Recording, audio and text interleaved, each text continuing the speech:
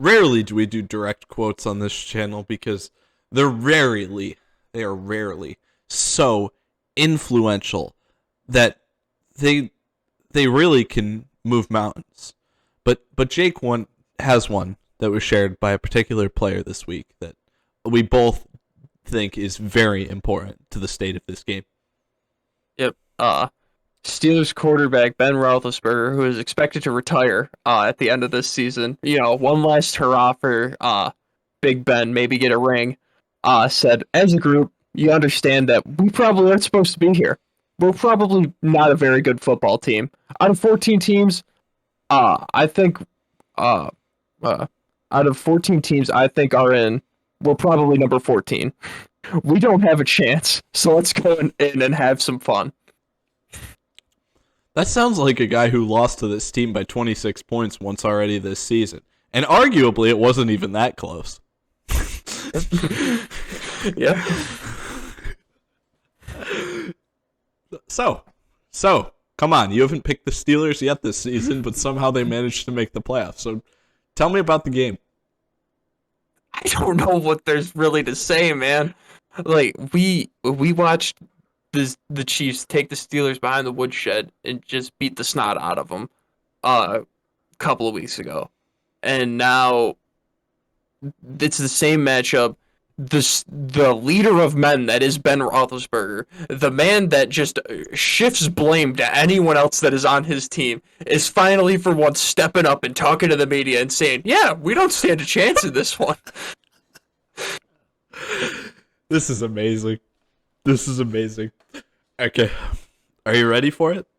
Yeah. You know I love it. You know me. I love making the argument, even if there's not supposed to be any argument to be made. Yeah. So let's be a contrarian. Let's make the argument, okay? Okay.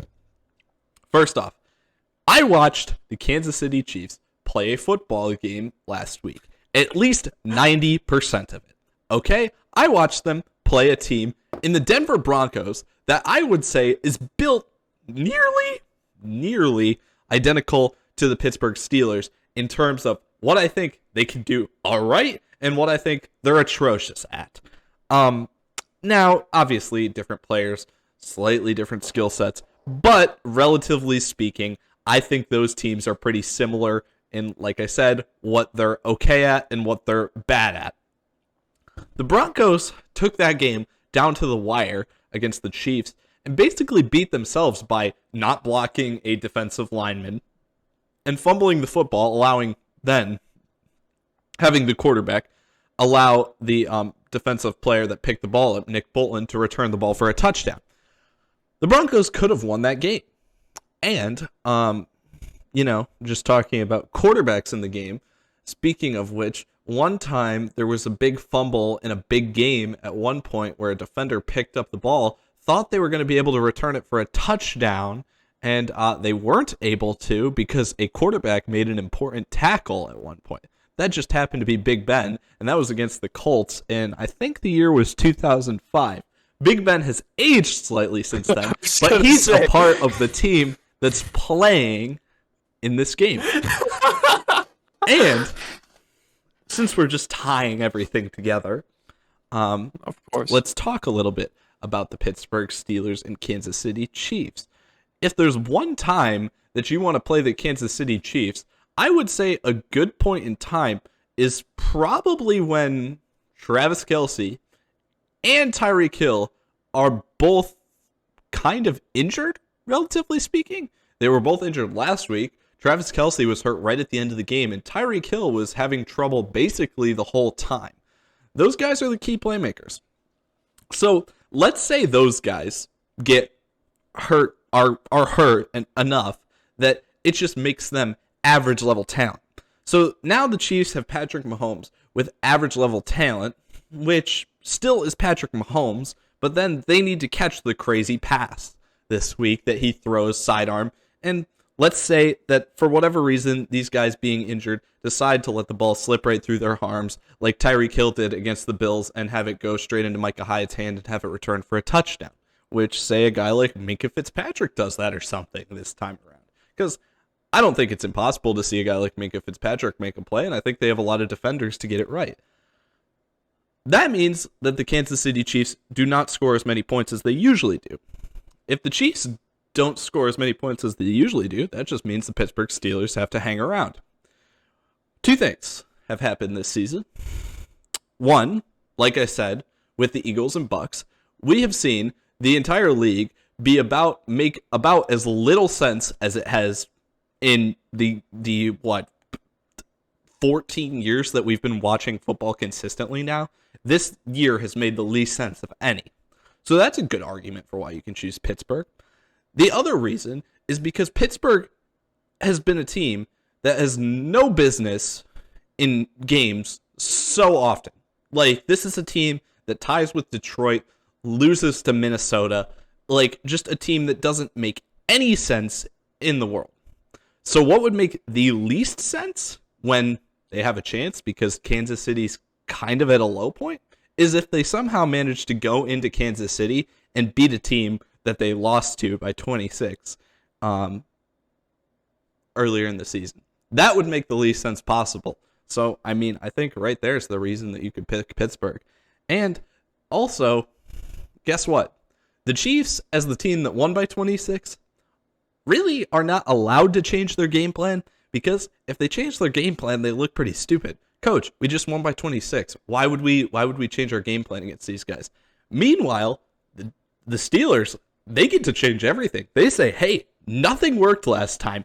We got to change everything. And the Chiefs have no idea what to expect from the Steelers. So there's one more reason, and maybe all that will make you only think that the Steelers will lose by 12 instead of the 12.5 mark that they're set at for the over-under or whatever.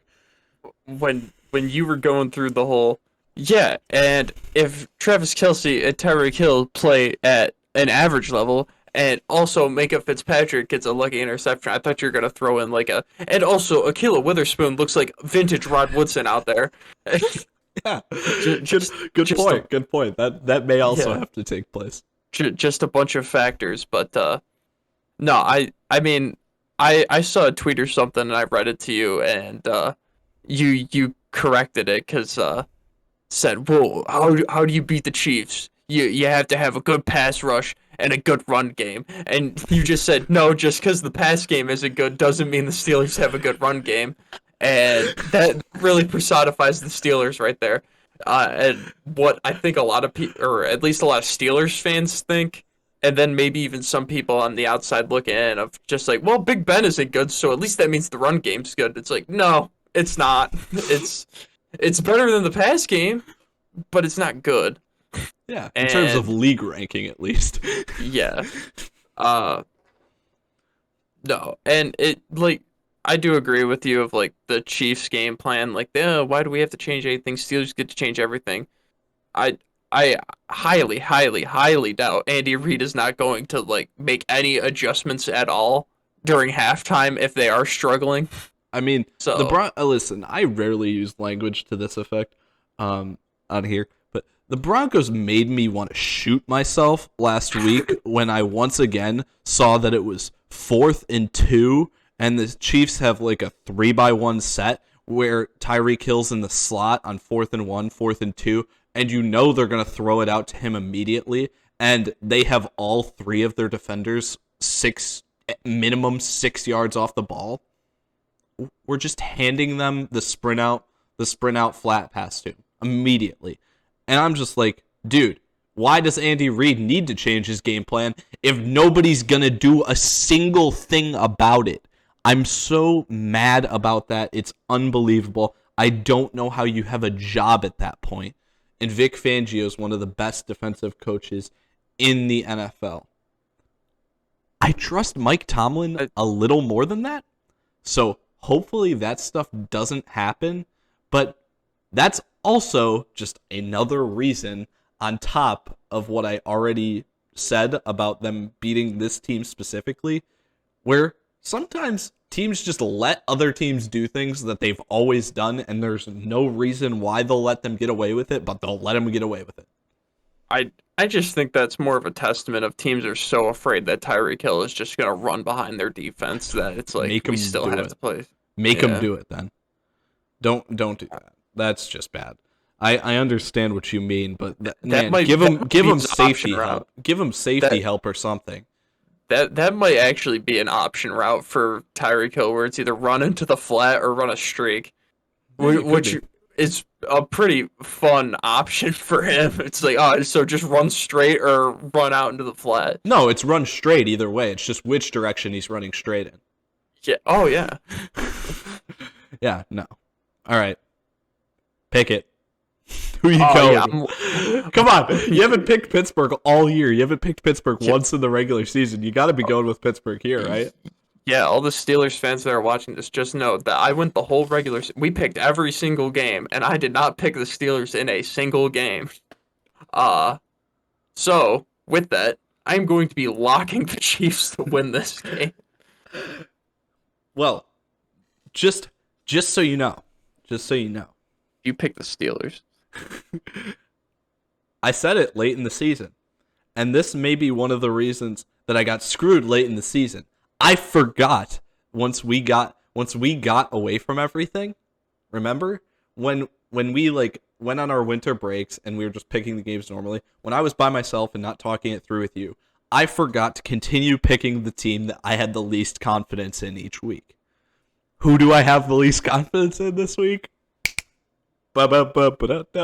Yep, Pittsburgh. So, with that being said, I am obligated to pick the Pittsburgh Steelers for all the reasons I listed. Plus, this has been the craziest NFL season ever. So, come on. What do I have to lose? Yeah. Yeah, you're right. What do you have to lose? Alrighty. Well, with that being said, would you like to add anything before we close this one out? You know, I'd really enjoy to see the Steelers play the Eagles in the Super Bowl. What do you think I'm rooting for? Chaos. You're absolutely correct. You are 100% correct in saying that, and you know, if it happens, it'll be even better. So yeah. This team, like the team around Peyton Manning in 2016 was insane. Like Peyton Manning was falling apart that season, and they got him to the Super Bowl and won. If this Steelers team could do it with Big Ben, like like TJ Watt, like everyone on that team deserves to go to the Hall of Fame. Everyone does. Like everyone does. There's never been worse quarterback play to win a Super Bowl since like the 60s. Mike Tomlin's a heck of a coach. What can I say? Yeah. Yeah. All set. Yeah, I think we could cut this here.